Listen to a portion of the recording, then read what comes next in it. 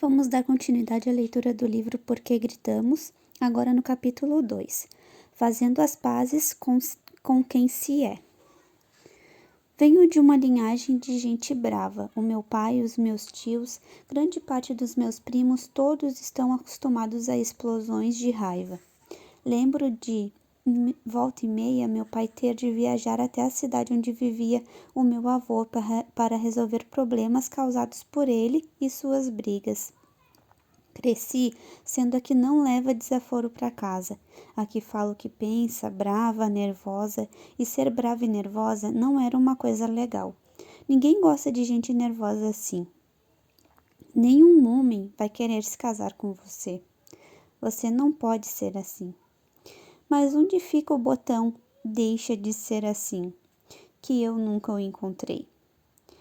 À medida que crescia, fui aceitando que ser brava me definia e fim de papo. Tenho convicção de que deveria ser mais calma e tranquila, mas acreditava com a mesma convicção que nunca conseguiria ser diferente. Então, o melhor era me acostumar a brigar, volta e meia, e fazer muita coisa para segurar a raiva perto das pessoas que eu amava, porque eu não queria que elas se afastassem de mim. No final da gestação do meu primeiro filho, Miguel, eu decidi que não bateria nele, que os castigos físicos e psicológicos não podiam fazer parte da nossa vida, e o grande problema era: como a menina brava vai conseguir educar sem bater? A resposta parecia simples: preciso virar uma pessoa mais calma. E no primeiro ano de vida do pequeno, eu consegui segurar a raiva de uma forma que eu nunca havia feito. Quando Miguel tinha pouco mais de 1 ano, eu descobri a segunda gestação. Quase enlouqueci. Como eu daria conta de educar 2 crianças? No meio do caos da descoberta, dos meus medos, da minha ansiedade, a máscara da mãe tranquila caiu, e um dia eu não me recordo o que Miguel fez, mas perdi a paciência, trazendo à tona toda a raiva que represava. Segurei os braços dele com força, enquanto o coração parecia querer saltar pela boca. O meu corpo tremia e eu apertava os lábios tentando conter a explosão. A mente acelerada me dizia que aquela era eu, violenta, grosseira e nervosa. Soltei os braços dele e corri para o banheiro. Liguei para minha irmã chorando a ponto de mal conseguir falar. Eu não nasci para esse negócio de ser mãe. Gente nervosa como eu não deveria ter filhos. Um dia eu vou fazer uma merda muito grande. Coitado desse menino, coitado dessa menina que está na minha barriga. Chorei mais um tanto, me acalmei e saí, me sentindo a pior das mães, o pior dos seres humanos. Mães são doces e gentis, e eu tinha acabado de sentir vontade de bater no meu filho até a mão doer. Quando cheguei na sala, ele estava sentado no sofá. Eu me aproximei, culpada e frustrada. Vi que a força que fiz para conter a minha raiva havia machucado meu filho. Minhas unhas haviam deixado marcas no braço dele, enquanto eu me julgava por um pouco mais. Miguel olhou para o braço, olhou para mim e disse: Mamãe, a gente tem que cortar a sua unha. Aquele menino havia visto a minha face que nunca apareceu no Instagram, que nenhuma amiga viu, que escondo até de mim mesma. Ele viu e continuava me amando. Quando engravidamos, escutamos que os filhos despertam o nosso melhor. Esquecem, no entanto, de nos dizer que despertam também o nosso pior. Que em uma relação tão intensa e simbiótica, as máscaras não se sustentam, que nos deparamos com as nossas luzes e sombras. Aquele dia mudou a minha história, mudou o meu relacionamento comigo mesma. Ele continuava me amando. Eu precisava me amar também. Sem condições. Sem vou me amar quando eu for mais calma. Sem todos têm que havia aprendido ao longo da vida. Parar de brigar com a minha raiva me fez compreender que eu sou muito maior do que ela. De todas as coisas que vamos tratar neste livro, peço que guarde este capítulo no seu coração. Brigar com quem somos só causa dor e frustração. Faça as pazes com quem você é. Esse é o maior presente que você pode se oferecer. Nem bom e nem ruim. Como eu disse, no primeiro ano de vida de Miguel, eu falava baixo e de maneira tranquila. Estudava de dia e à noite para lidar com o desenvolvimento emocional dele. Havia parado de trabalhar e o meu filho era o meu grande projeto de vida. Eu acreditava firmemente que, se seguisse a cartilha, teria um filho calmo e tranquilo, um pequeno Buda. À medida que o pequeno crescia, no entanto, eu via o que não queria ver. Brinquedos lançados longe na hora das frustrações, as mãos fechadas e o rosto vermelho nos momentos de contrariedade. Era ela, a raiva. Aquela contra o qual eu sempre havia lutado, o que sempre acreditei me fazer menos merecedoras de amor, carinho e respeito. O meu pequeno Buda estava mais para Wolverine, e a minha mente me dizia que ele havia herdado o meu gênio ruim. Fazer as pazes com quem sou, incluindo a parte brava, me fez enxergar de maneira mais amorosa as características do meu filho. Sim, ele tinha um tanto de agressividade que sempre vivera em mim. Mas ele era outra pessoa e tinha outra história, e eu me esforçava para mostrar que tudo bem sentir raiva, que precisamos apenas tomar cuidado com a forma de externá-la. O meu filho podia até ter herdado uma característica minha, mas ele não precisava herdar os meus julgamentos, as minhas dores, ansiedades a respeito dela. As ocasiões em que bati nos meus colegas, gritei no mercado, briguei no trânsito, não foram resultados de quem eu sou, mas sim do fato de eu não saber lidar com quem eu sou. A raiva por si só não é capaz de ferir ninguém. Não saber como agir diante dela, sim. Passamos anos e anos ouvindo que não deveríamos ser como somos, ou que não deveríamos ser quem somos. Nervosa demais, ansioso demais, lento demais, apressada demais, faladeira demais, tímido demais. A mensagem era sempre a mesma: não somos suficientemente bons. Precisamos de ajustes, de consertos, e aprendemos a brigar diariamente com nós mesmos.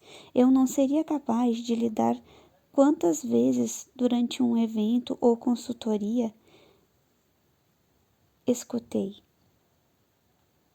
Infelizmente, eu sou.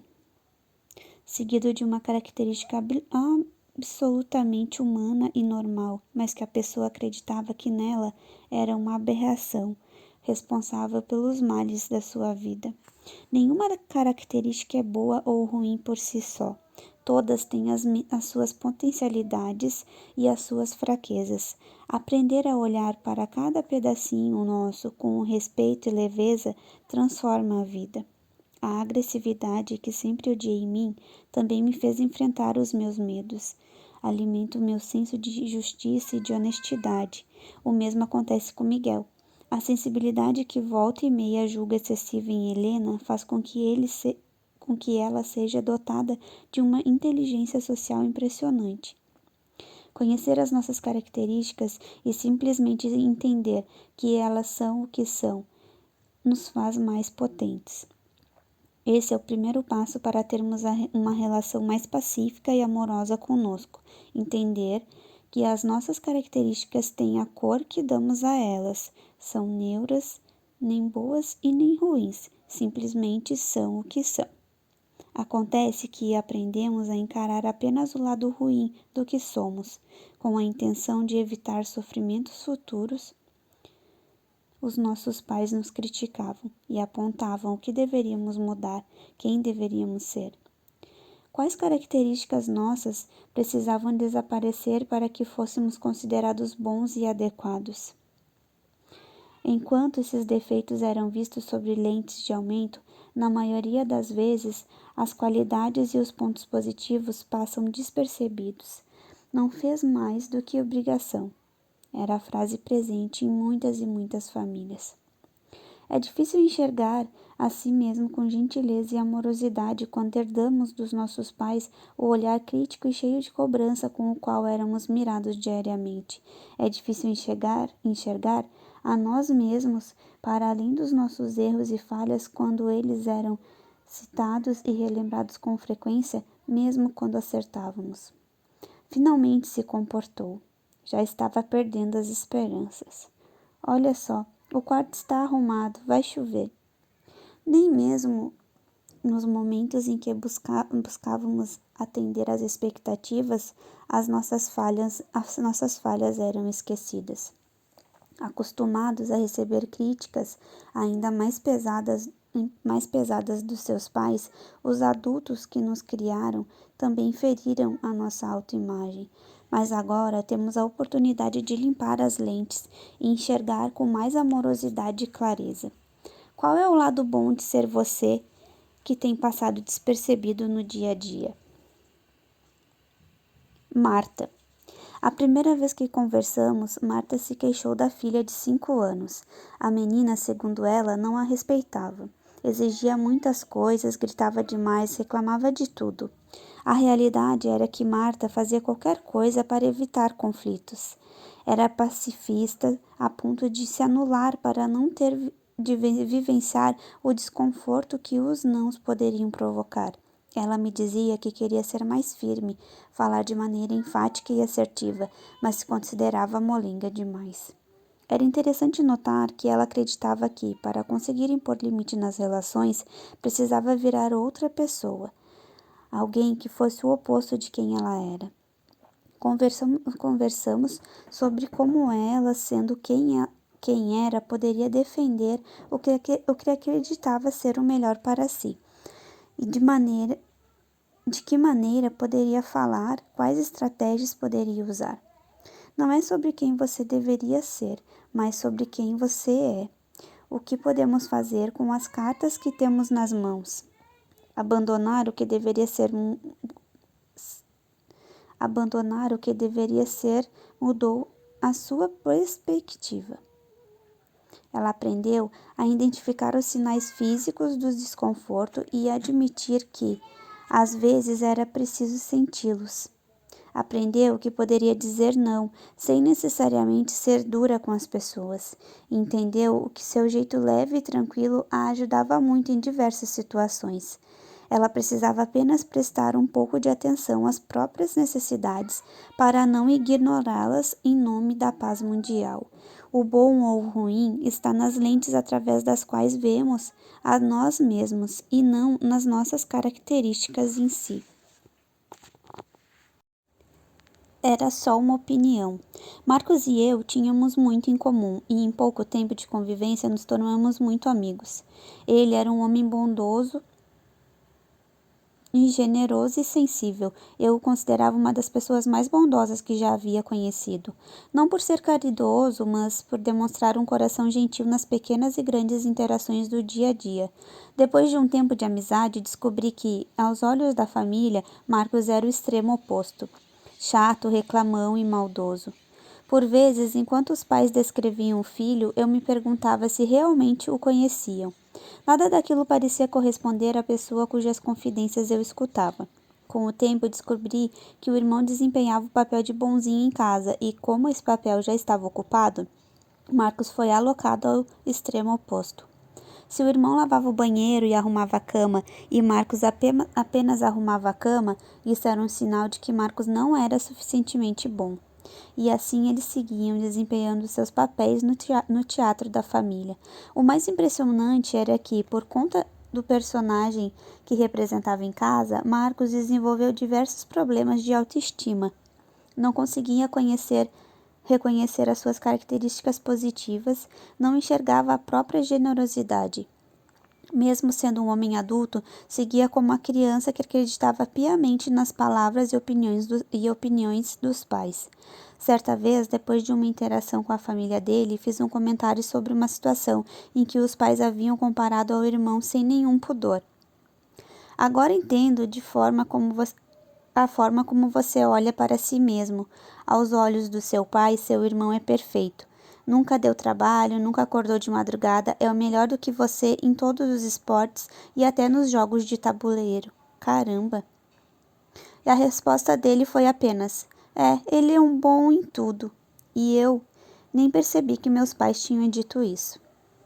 Os pais haviam passado quase 30 minutos falando das inúmeras características incríveis do irmão, e Marcos, acostumado a escutar as comparações, nem se deu de conta. A fala dos pais era a verdade inquestionável, e ele seguia enxergando a si mesmo de maneira limitada e cruel. Há uma diferença imensa entre o fato e opinião. Fato é o que acontece, aquilo contra o que não é possível apresentar argumentos. Opinião é o nosso julgamento sobre os fatos. É a lente através da qual enxergamos o que acontece. Pode ser debatida, questionada, alterada. Entre o que nossos olhos veem e o que o nosso cérebro armazena, há uma grande distância. Categorizar e julgar são apenas capacidades necessárias à nossa sobrevivência. Precisamos guardar a informação de que determinada fruta, apesar de bonita, é venenosa, ou de que determinada pessoa, apesar do sorriso largo, teve atitudes que nos prejudicaram algumas vezes. Armazenamos as informações em nossa mente, separadas e rotuladas, para sabermos como agir quando determinadas situações se apresentam novamente. Essas informações nos ajudam a não repetir constantemente os mesmos erros. Isso faz parte do processo evolutivo. O problema é que, na maior parte das vezes, nos esquecemos que existe uma grande distância entre a realidade e os nossos julgamentos, e misturamos as duas coisas como se fossem uma só. Acreditamos que a nossa forma de enxergar a realidade é a realidade em si. Esquecemos que um ponto de vista é apenas um ponto onde estamos. Esquecemos que um ponto de vista é apenas a vista do ponto onde estamos. Não somos os únicos a fazer essa confusão. Os nossos pais fizeram o mesmo. Então, quando você se negou a cumprimentar alguém que chegou em casa, escutou que era tímido ou tímida. Quando fez algo mesmo depois da negativa dos seus pais, escutou que era teimoso ou teimosa. Quando chorou porque estava triste, que no caso é o fato, escutou que era um chorão ou uma chorona e sensível demais, que é uma opinião. Quando repetiu no prato do almoço, fato, escutou que era guloso e gulosa, opinião. Quando disse não aos pais, fato, escutou que era uma pessoa ruim, opinião. Tudo se misturou. Você não questionou se eles estavam certos ou errados. Não se perguntou se eles sabiam o que estava fazendo ou dizendo. Eles eram os seus pais e você acreditou em cada palavra dita por eles. Desta forma, opiniões proferidas de maneira descuidada viraram verdades absolutas, pedras importantes no alicerce da sua identidade. As histórias sobre você se tornaram a base para a construção da narrativa da sua vida. Assim, seguimos acreditando que somos chatos, teimosos, agitados, irritados, sensíveis, desastrados, corajosos ou medrosos. Seguimos acreditando que as palavras que ouvimos nos definiam. Papai e mamãe sabem tudo. Se eles estão falando, é a verdade. Uma criança não duvida das expectativas dos pais, mas duvida da sua capacidade de atendê-la. Ela não duvida de quem os pais são, mas duvida de quem ela é. Miguel e o machucado no pé. Estávamos em casa, as crianças e eu, quando Miguel machucou o pé, pulou em um peão e entrou no calcanhar, formando uma poça de sangue ao redor.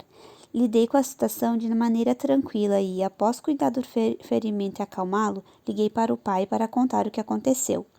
Algum tempo depois, a avó ligou e eu contei a ela também o ocorrido. Minha irmã ligou e eu repeti a história. No dia seguinte, o pequeno encontrou uma amiguinha e relatou o que aconteceu. O que me impressionou foi o que ele contou exatamente como eu havia contado, sem tirar nem acrescentar uma vírgula. Não disse o que sentiu, não comentou sobre a dor. Ele simplesmente repetiu o que contei. Como estou sempre atenta ao que falo sobre eles, o meu relato havia se resumido aos fatos. Miguel pulou, havia um peão no chão, que entrou no pé, causando um ferimento na qual eu cuidei. Ele estava bem, sem dizer que ele havia sido medroso ou corajoso, sem adjetivos para descrever a organização dos brinquedos, sem atribuição de culpa, sem outros detalhes e palavras tivessem feito parte da minha narrativa, ele teria acreditado e reproduzido sem pestanejar. Tudo o que você escutou sobre você até hoje foi apenas a opinião de alguém. Uma opinião de alguém que tinha toda uma história de vida para além de você, que tinha os seus próprios medos, anseios, feridas e dores. Uma opinião de alguém que carregava os próprios rótulos. As lentes que miravam você estavam embaçadas. Tinham marcas e arranhões que impediam de enxergar com clareza. De onde vieram as palavras que você utiliza para se definir? Quando começou a acreditar que era uma pessoa intensa demais, teimosa demais e tímida demais? Consegue se lembrar? Quando crianças, não sabíamos que os nossos pais projetavam em nós o seu mundo inteiro. Não tínhamos o discernimento necessário para diferenciar o que era nosso e o que era deles. Herdamos as suas histórias e narrativas como se fossem nossas, não apenas no que dizia respeito a quem nós éramos, mas também no que dizia respeito a todo o resto. A maior parte das nossas lembranças de infância está contaminada pelo olhar dos nossos pais, como a história de Miguel e do machucado. Repetimos as suas opiniões e os seus olhares como se correspondessem à vida em si. Acontece que agora já somos capazes de separar as coisas, por mais difícil que pareça.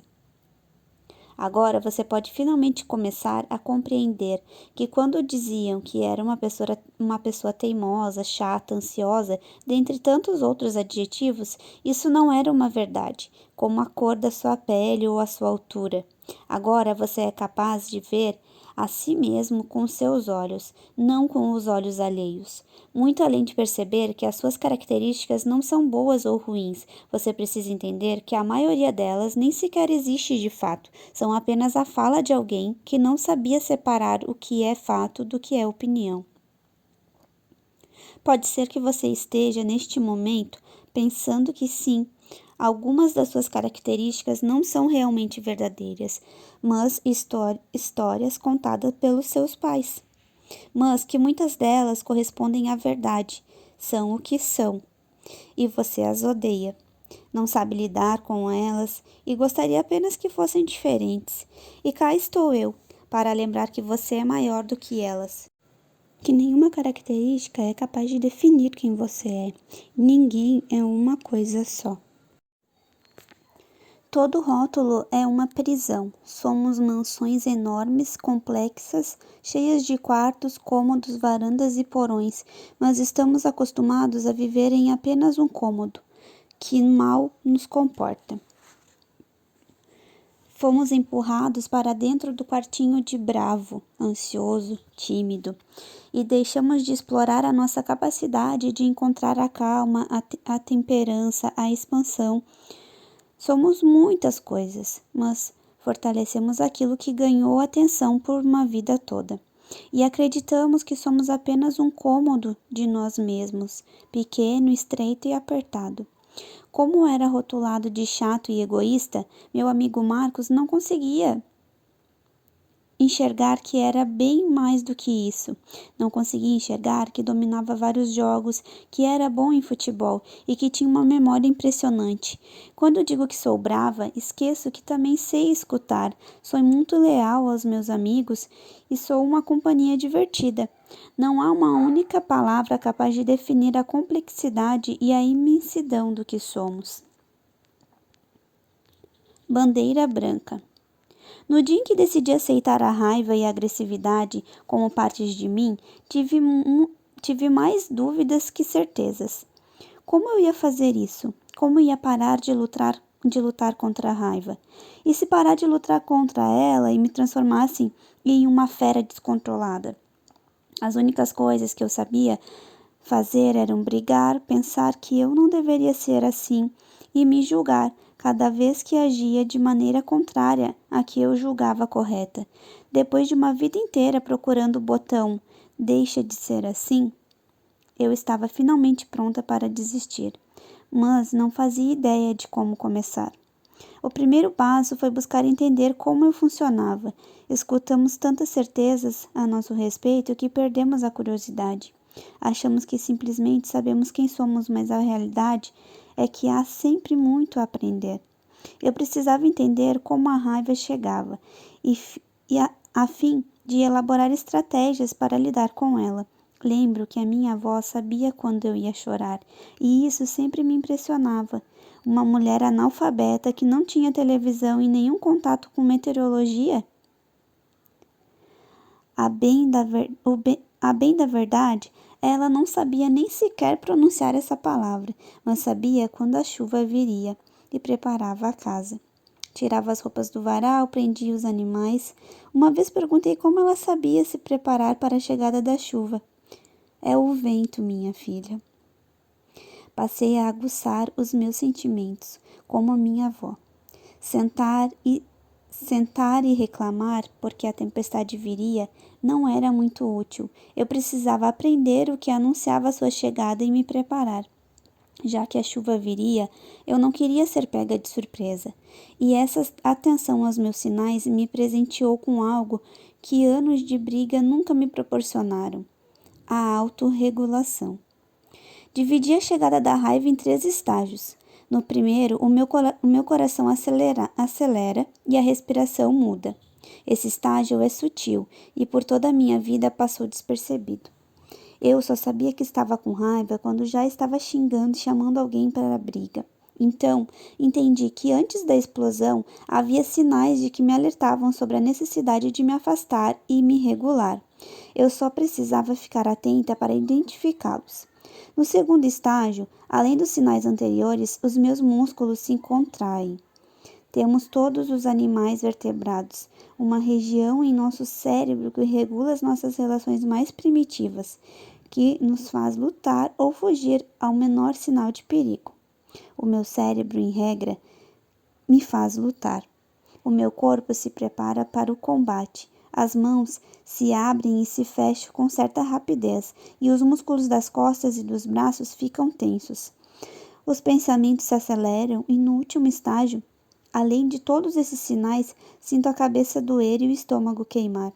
Confesso que conhecia apenas esse estágio e acreditava firmemente que passava da calmaria a ele em segundos. Mas a realidade era que os sinais eram enviados, mas eu estava preocupada demais, brigando com quem eu sou para percebê-los. Agora que eu entendi os sinais, podia criar um plano de ação para quando eles surgissem. O que funcionava para me acalmar? De que forma eu poderia lidar com a raiva em cada estágio? Iniciei a fase de testes e descobri que, no primeiro estágio, praticar respiração profunda e consciente tem um efeito muito bacana. No segundo, preciso de movimentos físicos: dançar, lavar as mãos, bater palmas. No terceiro, além de movimentos físicos, preciso vocalizar, cantar, gritar. Passei então a identificar os primeiros gatilhos para a raiva: necessidades físicas não atendidas, fome, sono e cansaço. Frustração e vergonha eram os principais. Eu, que achava que sabia tudo sobre mim, descobri um universo interno até então desconhecido. Não posso dizer que as descobertas foram rápidas e que descobrir e pôr em prática são sinônimos. Uma vida inteira brigando com as minhas características tinha deixado marcas, mas eu não dizia mais internamente que não poderia ser quem era, que não tinha jeito. E com o tempo percebi que havia passado a me regular mais rapidamente e que já não era qualquer coisa que me tirava do sério. Parei de reclamar da chuva e aprendi a perceber o vento. Talvez a sua característica que mais causa angústia não seja a agressividade, talvez seja a passividade, a lentidão, a teimosia. Não importa se você nasceu com ela ou se ela faz parte de uma personagem que você desenvolveu como estratégia de sobrevivência. Brigar com você não é não vai melhorar as coisas. Presenteie-se com a curiosidade. Quais são os sinais que o seu corpo envia para avisar que você vai agir de determinada maneira? Quais são os pensamentos que demonstram que o padrão vai se repetir? Que estratégias pode usar para que ele não se repita? E, caso as coisas saiam do controle, o que pode ser feito para que retornem ao esperado? Percebe que procurar o botão deixar de ser assim não nos fornece nenhuma dessas informações? Que uma educação focada em moldar a personalidade dos filhos de acordo com as expectativas dos pais só nos torna pessoas menos conscientes e mais despreparadas para a vida? Na época em que as guerras e os combates armados eram comuns, a bandeira branca era um sinal de que a tropa estava desarmada e queria negociar uma rendição ou um pedido de trégua, na hora de levantar a bandeira branca, de parar de brigar e passar a negociar, de deixar as armas no chão, porque não nos levam a lugar nenhum. Essas são as cartas que você tem em mãos e é com elas que precisa jogar. Aceitá-las pode te trazer surpresas. Mais uma vez, digo que não será uma decisão fácil ou simples, mas brigar consigo mesmo também não é. Em algumas épocas, lidar com a minha tendência de explosões de raiva é algo simples e tranquilo. E chego a pensar que nem faz mais parte de mim. Em outras, tenho a sensação de que apago um incêndio em cerca de 20 minutos. E nessas épocas, observo com mais atenção os meus gatilhos, aumento a frequência de atividades que me fazem bem e acolho melhor os meus sentimentos. Entendo que nem sempre a dificuldade nem a facilidade definem o meu valor ou me tornam mais ou menos merecedoras de amor e respeito. São apenas expressões das minhas necessidades e do que está vivo em mim. Não busque a perfeição, mas a aceitação e o equilíbrio. Não esqueça, no entanto, de que equilíbrio é um eterno balançar, como um ciclista em sua bicicleta. Pende um pouco para um lado. Observa, corrige o rumo, volta para o centro, segue. Opa! Pende para outro lado. Observa.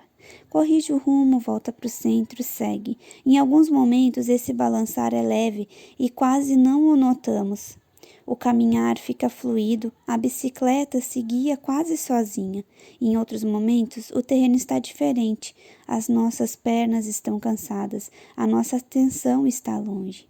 O balançar é forte e quase nos faz crer de que não vamos conseguir. Algumas vezes, por mais prática e anos de pedalada que tenhamos, beijamos o chão em quedas homéricas. E de corpo doído, joelho ralado, lágrimas nos olhos, a vida nos pede para subir na bicicleta novamente e seguir, equilibrando. A linha reta é a morte. A vida é dança, é balançar, é movimento. Gritou com a criança hoje? Observe. Corrija o rumo, volte para o centro. Siga. Deixou de se posicionar a respeito de algo que era importante demais para você? Observe, corrija o rumo, volte para o centro. Siga.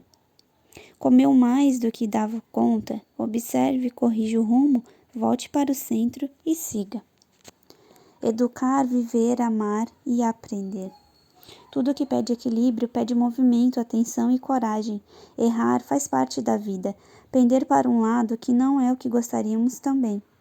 Lembre-se da bicicleta, do equilíbrio. Observe, corrija o rumo, volte para o centro e siga. Seu corpo casa. Letícia. Letícia tinha 3 filhos e era mãe solo. Lidar com as crianças era um desafio enorme porque, assim como eu, ela havia crescido com o rótulo de brava. Durante a consulta, perguntei quais eram os sinais físicos de que a raiva estava chegando. Ela não entendeu. Como assim sinais físicos? Ela simplesmente explodia, era tudo o que sabia. Explodia e amargava uma culpa imensa, que a deixava mais frustrada e propensa a explodir outra vez. Quando pedi que observasse o corpo, me respondeu que não conseguia. Letícia, como a maioria das mulheres, sobretudo as brasileiras, tinha uma imensa lista de descontentamento com o próprio corpo. Era flácido demais, tinha gordura demais, a beleza era de menos, era inadequado e ruim. Como escutaria os sinais do corpo se não gostava nem confiava nele? Como poderia se conectar com algo que tinha vergonha de olhar, tocar e amar? Muito além de aprender a lidar com as próprias emoções, a bela mulher diante de mim precisava aprender algo que todos deveríamos saber instintivamente: habitar o nosso corpo, que é a nossa primeira e última casa. Seu corpo não é o seu meio de transporte. Ele não existe apenas para levar você de um lugar para o outro. Ele é maior do que isso. Ele é a sua casa. Quando você está apaixonado ou apaixonada, o coração acelera e você experimenta o frio na barriga. É o corpo que se arrepia de excitação e quase perde a consciência durante o gozo. É no seu corpo que o abraço é vivenciado e o beijo é sentido. É o seu corpo que o carinho inunda. Esse corpo que abraça, acolhe, cozinha, anda e dança. Que dá e recebe amor. Que sustenta a sua existência. Até quando você vai negar a importância da sua casa, dando tanta importância às aparências e ao que acha que ele deveria ser? Quando você vai começar a habitar cada pedacinho de si? Habitar o corpo, conhecendo os seus sinais, é uma ferramenta poderosa para regular a mente. O corpo é nossa âncora no presente. A mente pode estar em qualquer lugar ou tempo, enquanto você está com esse livro nas mãos, e a sua mente pode estar na sua última viagem de férias na praia, ou no jantar de Natal de 2030 com os filhos e netos ao redor da mesa. Ela simplesmente atravessa o tempo e espaço, mas o seu corpo, ele não. Ele só tem a opção de estar no presente, ocupando o espaço que ocupa. Quando nos desconectamos dele, vivemos montados neste cavalo selvagem e desgovernado, que é a nossa mente, e nos angustiamos, sofremos, perdemos a paz em meio a medos e paranoias. A vida acontece no aqui e agora. Mas, enquanto a vida acontece, nos perdemos nas histórias que criamos diariamente. Cada um de nós tem em sua mente um contador de histórias. Eu poderia dizer que criamos roteiros dignos de novela das 8, mas creio que os dramalhões mexicanos fazem mais jus às nossas habilidades. O menino não atende ao que pedimos e em instantes somos projetados para o futuro e vemos um adolescente grosseiro e desleixado nos envergonhando. A menina se recusa a comer o almoço e já imaginamos a adulta cheia de problemas de saúde que se alimenta apenas de fast food e Coca-Cola. Como estamos acostumados a acreditar nos pensamentos e achar que correspondem à verdade absoluta, deixamos que eles determinem as nossas ações. Em vez de perceber que o pequeno estava concentrado em uma atividade e por isso não nos atendeu, e que a menina, apesar de se recusar de comer o brócolis, comeu o feijão e a cenoura, nos perdemos nos nossos medos e nas nossas projeções terríveis para o futuro. Gritamos, brigamos, reclamamos e agimos de maneira contrária à que consideramos ideal. O medo nos cega. E onde o corpo entra nessa história? Na regulação, no autocontrole. 1 minuto de respiração consciente, focando no ar que entra e sai. Percebendo a diferença da temperatura do ar durante esse movimento, é capaz de nos reduzir os níveis de cortisol, conhecido como o hormônio do estresse no sangue. 1 minuto percebendo os sinais do corpo nos tira da nossa mente. Silencia o contador de histórias que há em nós. Quando a vida está corrida, quando os dias se atropelam, quando sentimos angústias e ansiedade a ponto de quase sufocar, habitar o nosso corpo e conhecer as suas potências, é a melhor saída. Caminhar, dançar, pintar, desenhar, estar presente quando acordamos e lavamos o rosto, sentir a temperatura da água que sai da torneira, que umedece os dedos. sentir a temperatura da mão dos nossos filhos no momento em que nos tocam, perceber que a vida acontece nesse instante, não em nossa mente atagarelada, não em nossa mente tagarela. Que ela acontece nesse corpo que vale mais do que o número da sua calça jeans. Nessa jornada, para conhecer melhor quem somos e onde moramos, é essencial ter consciência de que se trata de uma escolha que implica remar contra a maré. Há um mercado bilionário que se alimenta da nossa insatisfação. Segundo os dados da empresa de pesquisas Euromonitor Internacional, as vendas do setor de produtos de beleza e cuidados pessoais no Brasil alcançaram 109,7 bilhões de reais em 2018. Sabe o que isso significa?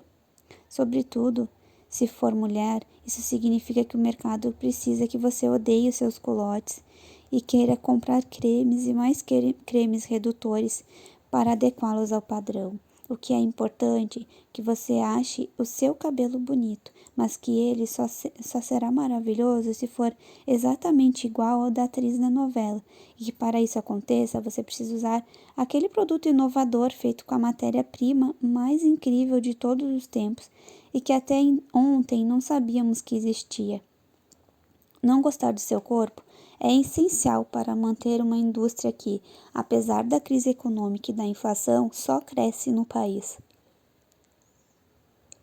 Segundo a Sociedade Brasileira de Cirurgia Plástica, foi realizado mais de 1,7 milhões de procedimentos cirúrgicos no país em 2018, 60% dos quais para fins estéticos. A cirurgia plástica surgiu para reparar danos causados por acidentes e doenças. No entanto, mais da metade dos procedimentos é realizado por motivos estéticos. Somos o segundo país no ranking dos que mais realizam cirurgias plásticas no mundo, perdendo apenas para os Estados Unidos. Aumento de seios, lipoaspiração, cirurgia de pálpebras e rinoplastia lideram os procedimentos mais realizados. Não estou criticando quem se submete ou não a um procedimento, mas convidando você a perceber que existem inúmeros fatores que fazem com que você considere o seu braço gordo demais ou magro demais, que enquanto você segue sua vida, as multinacionais convocam reuniões durante as quais dados e mais dados são apresentados, buscando a forma ideal de fazer você acreditar que precisa urgentemente do próximo produto que a marca vai lançar. Se somarmos a isso a educação que recebemos, que nos distanciou do nosso corpo e das nossas sensações físicas e nunca nos ensinou a cuidar da nossa casa por amor, temos a combinação perfeita para a insatisfação. Crescemos escutando que não podemos confiar no nosso corpo, que precisamos raspar o prato e tomar banho. Caso contrário, quando a tia vai nos beijar, estaremos com cheiro ruim. O foco sempre foi o que o outro vai pensar, o que o outro vai achar de nós, se você vai nos amar ou não. Para as mulheres, a questão do peso era triplicada, pois precisamos estar magras, sorridentes e belas, mesmo que isso custe o nosso conforto e a nossa felicidade. Um prato cheio para a indústria? Não. Seu corpo é maior do que a sua aparência. É mais que 2 ou 3 dígitos na balança. É mais potente do que uma boa pose no feed. Cuide dele, ame-o, respeite-o. Mas como fazer isso? Como levantar a bandeira branca também nessa relação?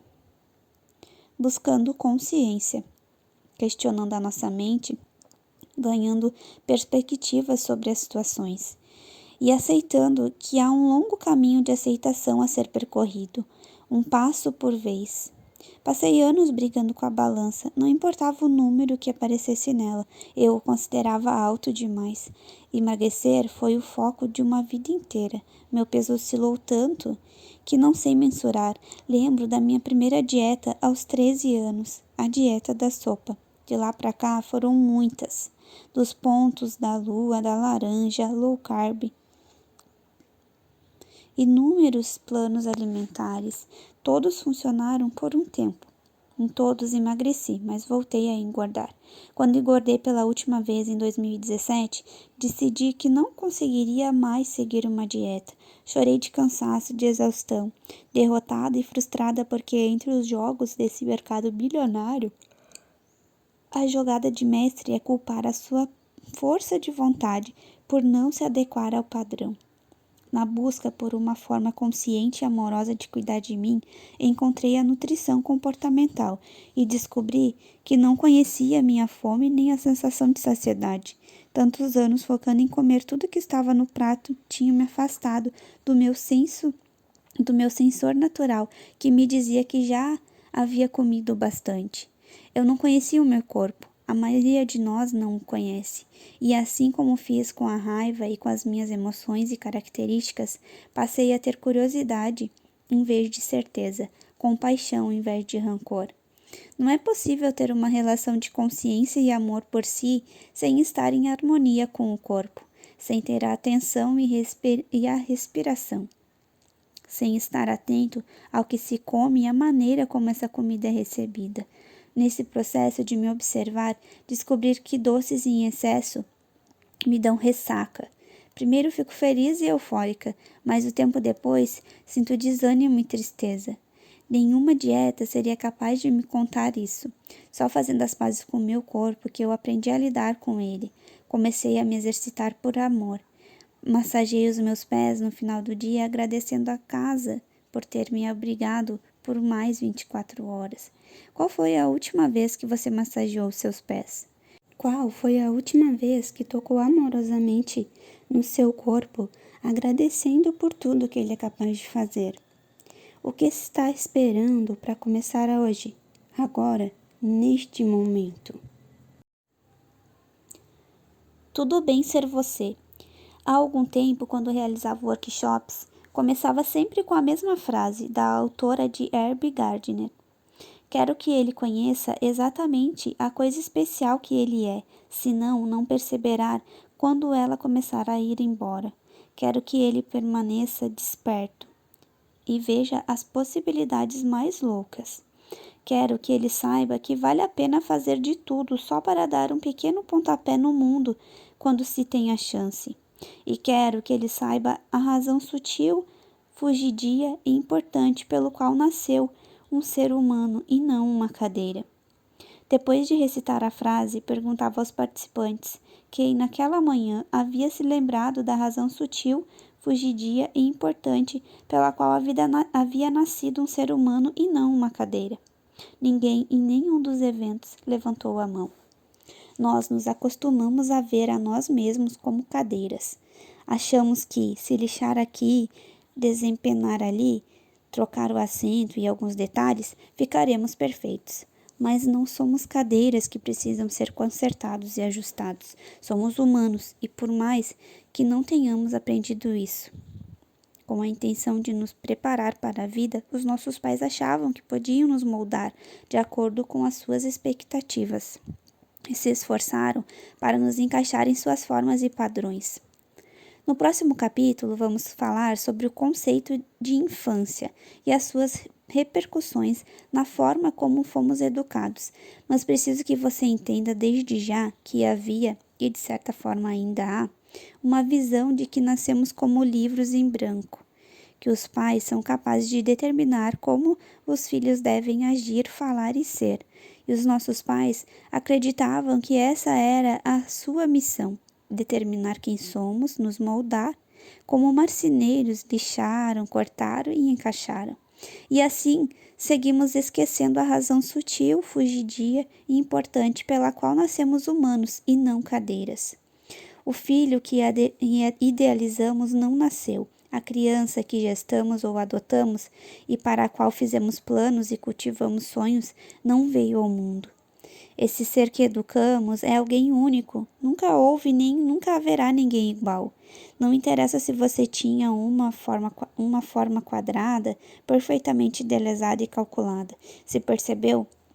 Se recebeu uma estrela do mar para criar, é com ela que você vai conviver e é ela que precisa amar. Tentar encaixar a estrela do mar em uma forma quadrada vai exigir esforço e energia descomunais. E vai machucar e ferir a estrela, que nada tem a ver com as suas expectativas.